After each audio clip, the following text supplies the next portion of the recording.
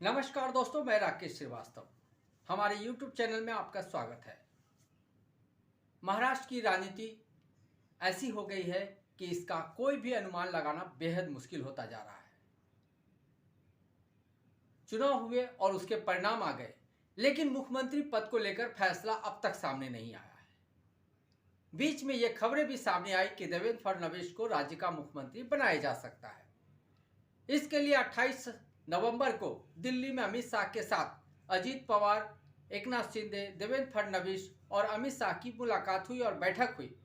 इस बैठक में तमाम तरह की चर्चा होने के बाद 29 नवंबर की सुबह एक बैठक होनी थी। उसके बाद मुख्यमंत्री पद पर फैसला होना था, लेकिन ये फैसला हो पाता, ये बैठक हो पाती, उससे पहले ही जो पूर्व मुख्यमंत्री है यानी अभी के जो प्रभारी मुख्यमंत्री है एकनाथ शिंदे अपने गांव के लिए निकल गए। कहा जा रहा है कि एकनाथ शिंदे पहले तो मान गए थे कि भारतीय जनता पार्टी का कोई भी उम्मीदवार जो विधायक है वो मुख्यमंत्री बनना चाहता है तो वो बन सकता है और भारतीय जनता पार्टी किसी भी नाम पे सहमत हो सकती है, उस पर उसे कोई एतराज नहीं है। लेकिन अब ऐसा लग रहा है कि एकनाथ शिंदे इतने भर से खुश नहीं है और किसी न किसी वजह से उन्होंने इसे लेकर अपना एतराज जता दिया है। यही वजह है कि वो गांव निकल गए हैं।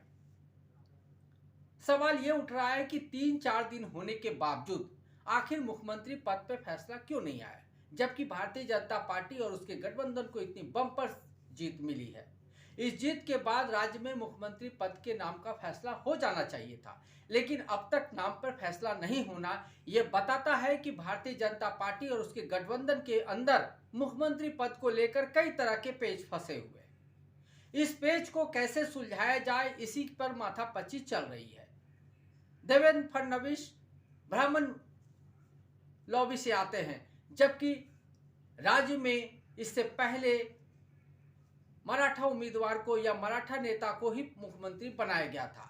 भारतीय जनता पार्टी का शीर्ष नेतृत्व चाहता है कि राज्य में एक ऐसे मुख्यमंत्री को मौका दिया जाए, एक ऐसे विधायक को मौका दिया जाए जो जातियों के समीकरण को साधने के साथ ही वो उसका रबर स्टाम्प भी बन के रहे।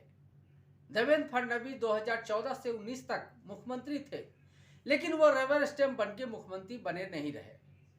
यही वजह है कि इतनी बड़ी बम्पर जीत मिलने के बावजूद और देवेंद्र फडणवीस की मौजूदगी के बावजूद और उनके दावेदारी होने के बावजूद उनके नाम की घोषणा नहीं की जा रही है, जबकि आरएसएस की तरफ से मुख्यमंत्री पद के लिए देवेंद्र फडणवीस सबसे पसंदीदा नाम है, लेकिन भारतीय जनता पार्टी का शीर्ष नेतृत्व उन्हें मौका नहीं दे रहा है।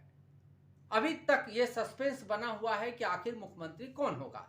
इसी बीच एकनाथ शिंदे ने गांव जाकर ये साफ कर दिया है कि वो जो मौजूदा स्थिति है उससे वो खुश नहीं है। वैसे एकनाथ शिंदे के गठबंधन में रहने या नहीं रहने से अब भारतीय जनता पार्टी को कोई सेहत पे कोई असर पड़ने वाला नहीं है, क्योंकि अजीत पवार ने पहले ही हथियार डाल दिया है और उन्होंने साफ कर दिया है कि भारतीय जनता पार्टी जिसे भी मुख्यमंत्री के तौर पे पेश करेगी उसे हमारा समर्थन है। इसके पीछे अजीत पवार की 2-3 रणनीति है। अजीत पवार को मालूम है कि वो ऐसी स्थिति में नहीं है कि भारतीय जनता पार्टी से बार्गेनिंग कर पाए। भारतीय जनता पार्टी के पास 132 से ज़्यादा सीटें हैं। वो निर्दलियों को साथ लेकर भी अकेले गवर्नमेंट बनाने की स्थिति में है। इसलिए अजीत पवार ने पहले ही आगे बढ़कर इस बात को साफ कर दिया ताकि उनका जो गृह मंत्रालय मिलने का या दूसरे जो मंत्रालय है उप मुख्यमंत्री पद वापस से मिलने का जो रास्ता है वो बना रहे, क्योंकि भारतीय जनता पार्टी की मजबूत स्थिति ये बताती है कि उसे गठबंधन में किसी भी तरह की मनमानी या किसी भी तरह के शर्त के सामने झुकने की नौबत नहीं आएगी। साफ रूप से ये समझना होगा कि भारतीय जनता पार्टी के अंदर चल क्या रहा है। अब आपको हम एक बड़ा खुलासा करने जा रहे हैं। भारतीय जनता पार्टी के जो उसका जो मकसद है या उसकी जो विचारधारा है या उसकी राजनीति करने का जो तरीका है उसको समझना बेहद जरूरी है। उड़ीसा में बीजू जनता दल कब खत्म हो गई पता भी नहीं चला। आज बीजू जनता दल अपने अस्तित्व की लड़ाई लड़ रही है। वहां भारतीय जनता पार्टी ने उनको सपोर्ट किया और धीरे धीरे उनका जनाधार खत्म करते गए। उनका विधायक उनसे छीन लिया। और आज स्थिति यह है कि बीजू जनता दल के जो नवीन पटनायक है, जो देश के एक बेहतर मुख्यमंत्री के तौर पे कभी जाने जाते थे, आज अपनी पहचान के भी मोहताज हो गए। यही हाल बिहार में होने वाला है। बिहार की नीतीश कुमार सरकार को शायद इस बात का इल्म नहीं है कि बिहार में नीतीश कुमार को खास रूप से इसीलिए भारतीय जनता पार्टी ने अपने साथ जोड़े रखा है ताकि उनके जनाधार को एक हिसाब से समय रहते खत्म कर दिया जाए। भारतीय जनता पार्टी को मालूम है कि नीतीश कुमार को छोड़ने का मतलब है कि वो राजद के साथ मिलकर सरकार बना लेगी, लेकिन भारतीय जनता पार्टी चाहती है कि धीरे धीरे जेडीयू को खत्म किया जाए ताकि बिहार में भी उसका 1-to-1 मुकाबला हो, यानी भारतीय जनता पार्टी और राजद के बीच मुकाबला हो। आपको बता दें कि भारतीय जनता पार्टी की नीति साफ है, वो किसी भी स्टेट में 3-4 दलों से फाइट करने के विचार में नहीं है। वो चाहती है कि एक मुख्य दल हो जिसके साथ उसे फाइट करना हो, और इसी वजह से जो बाकी दल है उसको खत्म करने की एक रणनीति पे काम किया जा रहा है। पश्चिम बंगाल में उन्हें ममता बनर्जी की टीएमसी से फाइट करना पड़ता है, वहां उनके लिए माकूल स्थिति है। बिहार में जेडीयू है और कांग्रेस है और फिर राजद है। चूंकि कांग्रेस का जनाधार नहीं है, जेडीयू का जनाधार है, इसलिए भारतीय जनता पार्टी धीरे धीरे जेडीयू के जनाधार को खत्म करके एक ऐसी स्थिति ला देगी ताकि मौका लगे तो नीतीश कुमार किसी के साथ जाकर गवर्नमेंट बनाने की भी स्थिति में ना हो।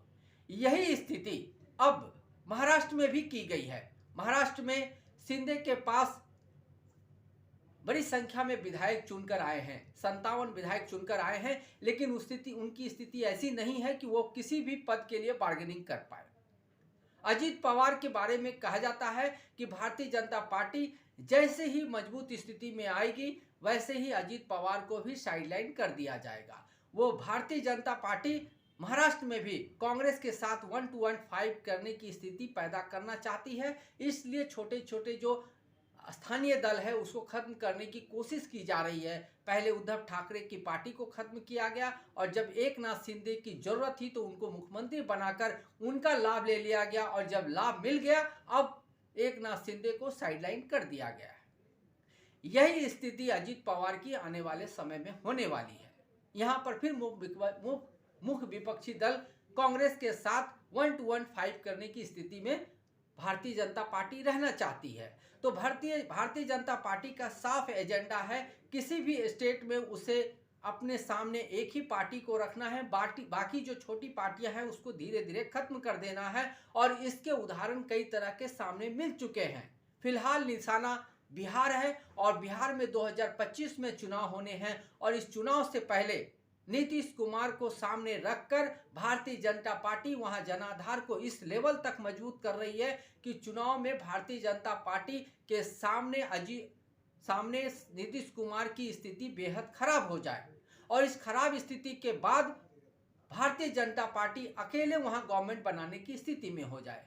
इसी सब तरह के काम के तहत वो महाराष्ट्र में भी इस तरह के प्रयोग कर रही है। यही वजह है कि महाराष्ट्र में मुख्यमंत्री पद के नाम पर फैसले होने में देरी हो रही है। नहीं तो अगर भारतीय जनता पार्टी में किसी तरह की सहमति बन गई होती तो देवेंद्र फडणवीस का नाम जाहिर कर दिया गया होता। विनोद तावरे का भी नाम जाहिर किया जा सकता था क्योंकि वो भी मराठा लॉबी से आते हैं, मराठा नेता है, लेकिन विनोद तावरे का भी नाम सामने नहीं आ रहा है, देवेंद्र फडणवीस का भी नाम सामने नहीं आ रहा है। कहा यह भी जा रहा है कि बीच में कोई किसी नए चेहरे को भी मौका दिया जा सकता है, इसी वजह से इसमें देरी हो रही है। तो क्या राजस्थान वाला प्रयोग, हरियाणा वाला प्रयोग महाराष्ट्र में भी दोहराने की कोशिश की जा रही है? एक ऐसे चेहरे को मुख्यमंत्री बनाया जाए ताकि वो जो सीनियर लॉबी है, जो सीनियर नेता है भारतीय जनता पार्टी, उसके इशारों पे काम करे। महाराष्ट्र में जो मुहर एक ऐसे मुख्यमंत्री को स्थापित किया जाए जो इशारों पे चलता हो, जो केंद्रीय नेतृत्व के कहने पे ही अपनी बातें सामने रखता हो। इन तमाम तरह की बातों के पीछे का एजेंडा भी साफ है, क्योंकि भारतीय जनता पार्टी को महाराष्ट्र में अपने आप को मजबूत करना है। महाराष्ट्र की जितने भी कंपनियां हैं और जितने भी इंडस्ट्री है उसको गुजरात शिफ्ट करना है। इसके लिए इन तरह की तमाम ऐसे एक मुख्यमंत्री की कोशिश की जा रही है जो उसका रबर स्टंप हो। और चूंकि देवेंद्र फडणवीस इसमें फिट नहीं बैठते हैं, इसी वजह से देवेंद्र फडणवीस का नाम अब तक फाइनल नहीं हुआ है। लेकिन आने वाले दिनों में जो भी नाम सामने आएंगे, हो सकता है वो चौंकाने वाले भी हो, लेकिन इस चौंकाने वाले नाम के पीछे का मकसद ये है कि भारतीय जनता पार्टी महाराष्ट्र पे पूरी तरह से कब्जा चाहती है और एक ऐसे किसी भी नेता को साथ लेकर या उसको मुख्यमंत्री बनाकर किसी भी नई मुसीबत को जन्म नहीं देना चाहती है जो अपनी मनमर्जी से काम करता हो। इसलिए देरी हो रही है, क्योंकि महाराष्ट्र में भारतीय जनता पार्टी को रबर स्टैम्प मुख्यमंत्री चाहिए। आज के लिए बस इतना ही। अगर आप हमारे श्रोता हैं तो आप हमें जरूर लाइक और सब्सक्राइब करें। और ठंड का मौसम चल रहा है, अपने बच्चों का, अपना और खुद अपने परिवार का ध्यान रखें। अगली एपिसोड में हम फिर से मुलाकात करेंगे। तब तक के लिए नमस्कार।